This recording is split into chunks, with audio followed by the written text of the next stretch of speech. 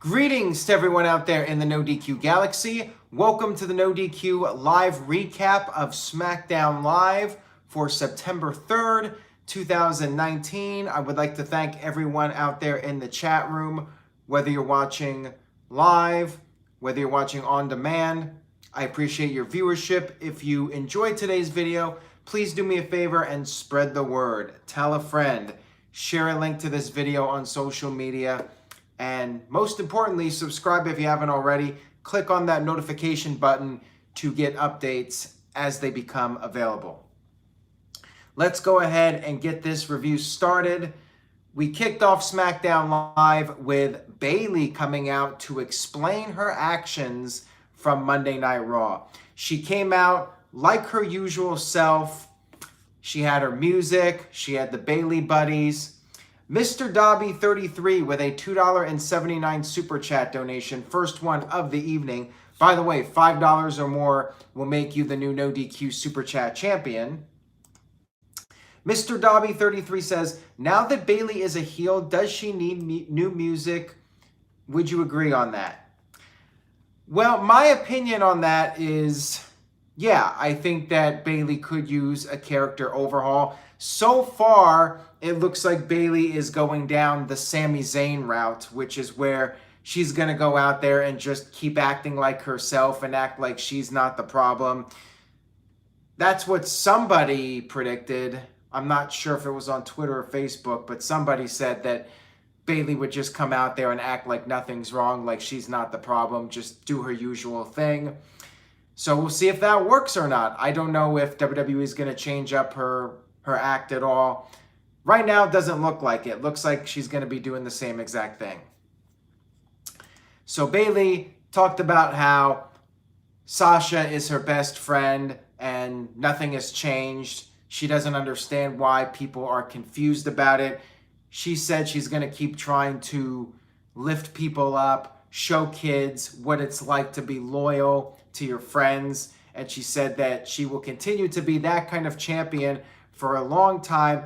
And at Clash of Champions, she will beat the most selfish person on the roster, Charlotte Flair. This led to Charlotte coming out saying that she is the queen and Bayley better hug the title goodbye at the pay-per-view. Then we had Sasha come out. Charlotte realized she was being set up, so she attacked Bayley. There was a brawl, but Charlotte ended up being outnumbered. Bayley used a steel chair on Charlotte, and they took turns, because that's what friends do. They take turns. They took turns attacking Charlotte with the steel chair. At first, the crowd was chanting one more time, but then they finally reacted appropriately and started chanting for Becky Lynch. But no Becky Lynch there to help Charlotte. I guess too many people used the wild card rule this week. I don't know. But yeah, anyways, Becky was not there, and poor Charlotte took a beating at the hands of the new heel duo of Sasha Banks and Bayley. The Robo Buck with a $5 super chat. So Robo Buck is the brand new, reigning and defending NoDQ super chat champion, courtesy of the $1 Million Dream. Let's just go with that. He says, first title change, hashtag heel hug for life. I need to do a poll. Do you guys think that Bayley is better off continuing to be the same character, or do you think she needs an overhaul, new music, new look? What do you guys think? Let me know in the chat room about Bayley. I know with Sasha Banks, like, her demeanor, I think it's working fine, but with Bayley, I feel like there needs to be something different rather than just make her Sami Zayn 2.0. Let's see. Jay Spin 401 says overhaul. Mike B says overhaul. Colin Andrews says change it up. Robo Buck says a revamp. Bradley says overhaul to fit her new heel character. Michael Wayne says revamp. Super Namic says Bayley needs a new outfit, new hairstyle, and new music. Looks like pretty much everyone, with a few exceptions, agrees that Bayley needs some kind of revamp. We had the first match of the King of the Ring semi or quarterfinals. I'm not even sure what it is. I think it's quarterfinals because next week is the semifinal. So there you go. Ali versus Elias. Elias cut a promo before the match saying, "Long live King Elias." Ali got tossed around. Ali ended up doing a backflip from the top rope to the floor and ended up selling his knee. Elias jumped off the top and got hit with a super kick, and it looked like Ali was going to pick up the victory. Ali got him back in the ring, was slowly climbing up, but he was still selling the knee. He hit the 450. Well, he attempted the 450 and missed, and then Elias capitalized with the drift away to pick up the victory, and Elias celebrated on the throne, playing his guitar with his lousy music. I'm not sure what's up with his new music, but it's terrible. I mean, if the rumor's true about CFOs being gone, this makes sense because this theme is not too good in my opinion. Very generic sounding. And unfortunately, as soon as this happened, Elias picked up the victory. I'm like, well, looks like my pick of Andrade is not winning King of the Ring because I don't think we're getting heel versus heel in the semifinal. And I'll get to that here in a few minutes. $5 super chat from I Am Joplin. Super kick to Robo Bucks. And is a super kick to his nuts. On top of that, not just a regular super kick, but a super kick to the nuts. 1, 2, 3. Ian Joplin is the brand new No DQ Super Chat champion. Congratulations to Ian Joplin. Hank Schrader on the shitter with a $2 super chat says, Bayley needs an all-black costume. Hashtag biscuit butt crew. Well, there you go. What do you guys think about that comment from the greatest username I've ever seen on NoDQ, Hank Schrader on the shitter? We had a backstage promo with Samoa Joe, who I guess was doing the whole wild card rule thing. Joe said he's scouting out the competition and said that they are all pretenders to his throne. Shout out to Big G, who's in the chat room. We had Alistair Black backstage, and I guess he's tired of just sitting back there. He said that if the mountain is not coming to him, he's coming to the mountain, and he said he's going to head to the ring and pick a fight, or see if anybody wants to pick a fight. But before he did that, I guess he had to stand and wait his turn. We had Alexa Bliss and Nicky Cross against Mandy Rose and Sonya Deville. Not much to say about it. Mandy Rose and Sonya picked up the victory. They hit their double team move. I'm not sure what it's called, but they got the pinfall victory over Alexa. So I guess that means they're getting a title match. Still not a fan of the tag team champions losing matches because they need some credibility. Like, sometimes you can do it where you can have the challengers pin the champions to build them up, but first you need to build up the champions. So I'm just not a fan of this booking with the tag team champions. The women's division needs all the help it can get right now. Build up the challengers a different way. Have them win a number one contenders match against another team. Don't do this where you have the champions losing. Not a fan of it. We had Samoa Joe confront Chad Gable backstage. Joe said that Gable being out there as King of the Ring would be like a baby on a high chair. Joe said that Chad is mentally weak and said that there is no room for weakness in his kingdom. We had Randy Orton come out for a promo. Randy said that Kofi Kingston is a fraud. Kofi fell for his trap last week. Randy showed the footage of Kofi getting beat up. And then Orton said, this week, no traps. He just wants to fight Kofi Kingston man to man. But before Kofi could come out, Kofi got jumped from the Revival, and Kofi was stupid. Orton repeatedly yelled stupid at Kofi for once again falling for another trap and believing that Orton was telling the truth. Orton stomped Kofi, and then got on the mic and said that Kofi Kingston is going to lose at Clash of the Champions in front of his fans, his family, his friends, the New Day. Kofi tried to fight back again, but then got overwhelmed 3-on-1 and then got hit with the FTRKO. Randy Orton and the Revival stand tall. Jeremy Dorset says, what about the women's segment, Aaron? Which women's segment and what about it? I already talked about two of them. I talked about the Bayley segment and the tag team match, so I'm not sure which women's segment I'm missing here. We had a recap of the Roman Reigns and Daniel Bryan stuff because it's pretty much mandatory. We got to have a recap every single week without fail because that's how WWE rolls. We had Andrade, my pick for King of the Ring, by the way, versus Chad Gable. Andrade's manager, Zelina Vega, cut a promo on Gable talking about how from one vertically challenged superstar to another, Zelina said that she respects Chad Gable for overcoming the odds and even thought that he could win the King of the Ring. However, Andrade's in the tournament and that's not going to happen. Crowd was really hot for this, so despite WWE making fun of Chad Gable and doing this short person gimmick, the crowd is getting behind Gable as an underdog. They were really into this match. Gable hit this big moonsault, which Andrade kicked out from, and the crowd was just really on their feet at this point. I mean, they were very much into the match. Gable hit a German suplex, but Zelina Vega distracted the referee.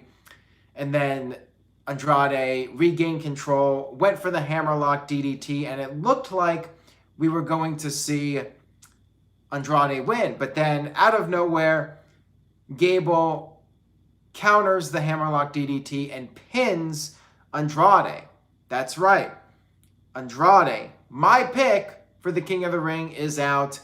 The underdog, Chad Gable, picks up the victory. And this would be great if WWE was going to follow through on this. Like, I feel like a month from now, Chad Gable is going to be back on 205 Live and not even on television. So we'll see what happens. But yeah, big upset here. And yeah, I feel like everyone's bracket is pretty much screwed at this point. You know, between last night and tonight. Yeah, I'm not sure. I'd like to see somebody out there with a perfect bracket. I don't think such a bracket exists. The Caleb Jacobs Experience with a $4.36 super chat donation says, after Kofi wins at Clash, he should tell stupid to Randy Orton. Well, there you go. He very well could end up doing that, although I don't think Kofi's winning the title. I think Randy Orton's going to win it, and I know we got predictions still to come a week away, but I think Randy Orton's going to be the champion going into Fox and just have that marquee name on Fox, you know? Psycho Jet Black with a $2 super chat says, is Impact Wrestling more over than EC3? No, that is the one person or entity that is not more over than EC3, and that would be Impact Wrestling. I mean, Impact Wrestling's like the bottom of the barrel. EC3 is like very close to the bottom, but yeah, pretty much anybody more over than Impact Wrestling at this point. Thank you for the super chat. Moving on here, we had Alistair Black, who finally got to the ring. I guess maybe from wherever he was hiding out. It took him a while to get to the ring. Alistair Black versus Shelton Benjamin. Just pretty much a squash match. Alistair won very quickly with the Black Mass. And then we had Drake Maverick backstage in the boiler room for some reason. Tons of the catering people were trying to pin him. And then Bo Dallas, of all people, was finally successful. Bo Dallas won the 24/7 championship. And then we had Sami Zayn come out with Shinsuke Nakamura. Sami cut a promo. We had Nakamura up against this enhancement talent who Sami Zayn referred to as The Miz and said that this is just a little taste of what's going to happen to the real Miz at the pay-per-view. Sami Zayn was talking on the mic during the match, doing the play-by-play, and Nakamura made quick work of this enhancement talent. And then after the match, we had the B team running into the ring. Everyone else came out trying to pin Bo Dallas. Drake Maverick came out of nowhere and rolled up Bo to regain the championship. And then we had Drake up on the stage celebrating his victory. But what a fool Drake Maverick is, not realizing you should never turn your back while walking to the backstage area, because R-Truth was there. He came from behind the throne, did the roll-up, which is the go-to move to win the 24/7 championship. And once again, R-Truth is the reigning and defending 24/7 European heavyweight champion of the world. And then we had the main event segment, Daniel Bryan coming out. Daniel Bryan said that people might not like his opinions about the environment and all that stuff, but nobody can call Daniel Bryan a liar. He is not a liar. He said he has never lied to any of the people, and he said he hates liars. He said he needs an apology from Roman Reigns. Roman Reigns came out, but before Reigns could get in the ring, he got attacked from behind by Eric Rowan.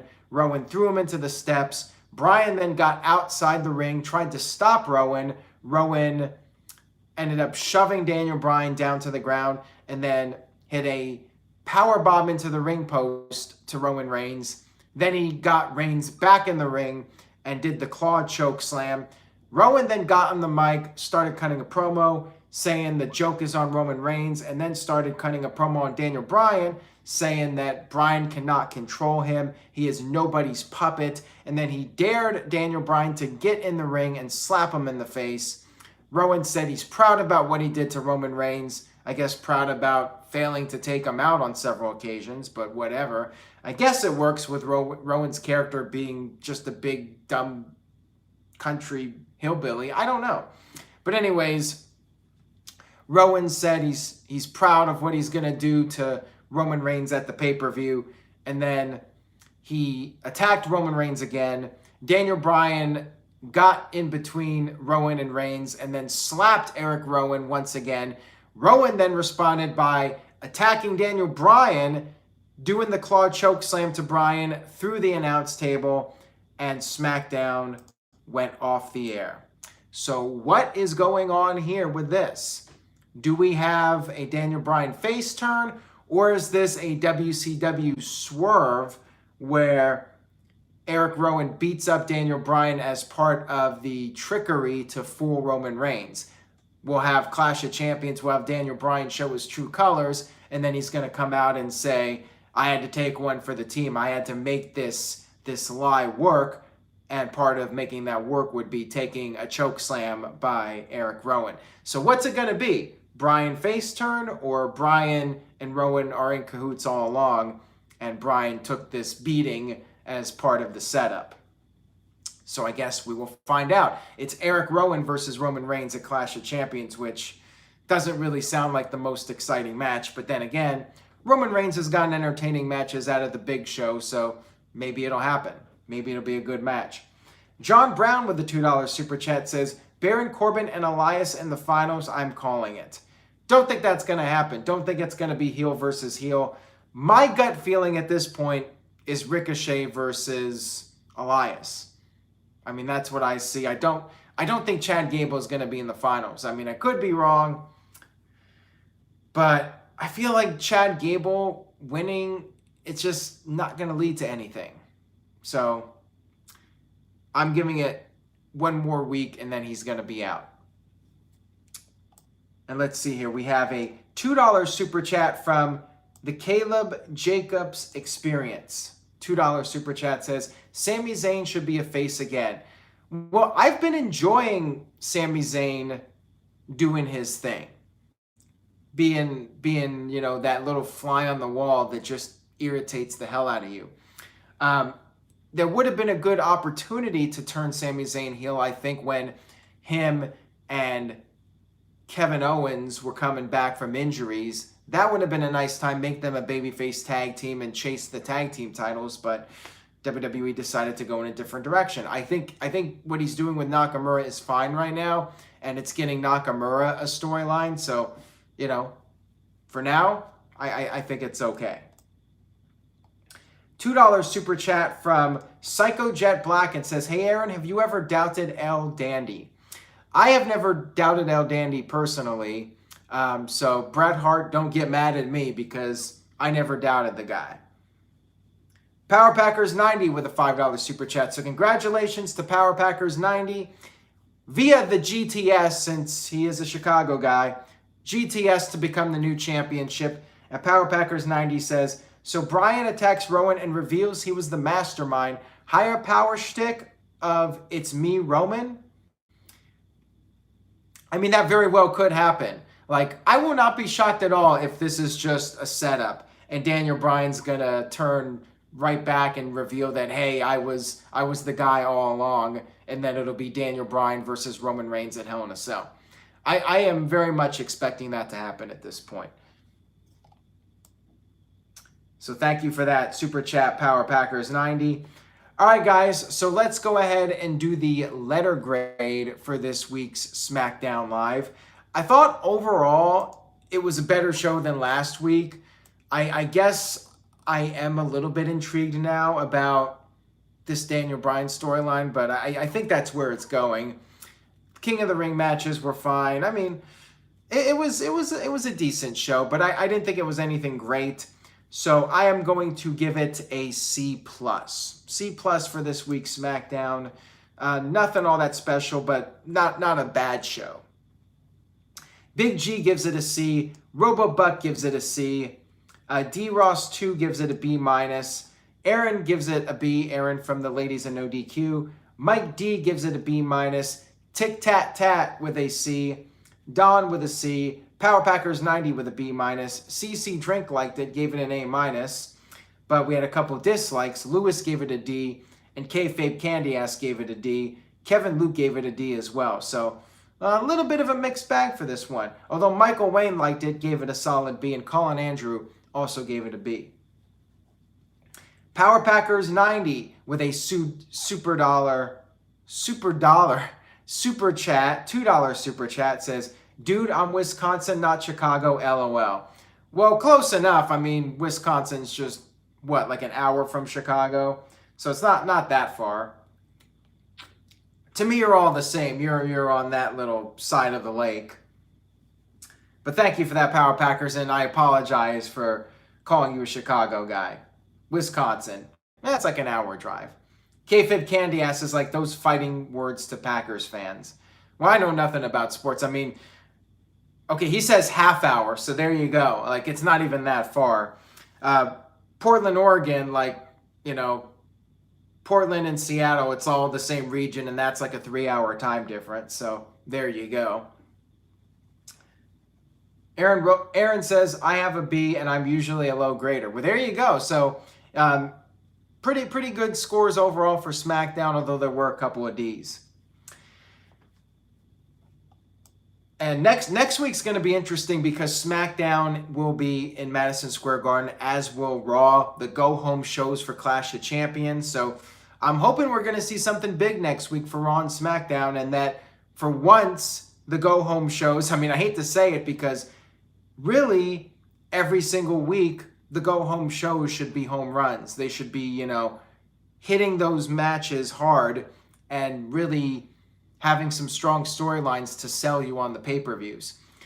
Next week, it's WWE's first TV shows at MSG in a decade. You would think WWE's going to, no pun intended, all out. They're going to go all out for this show.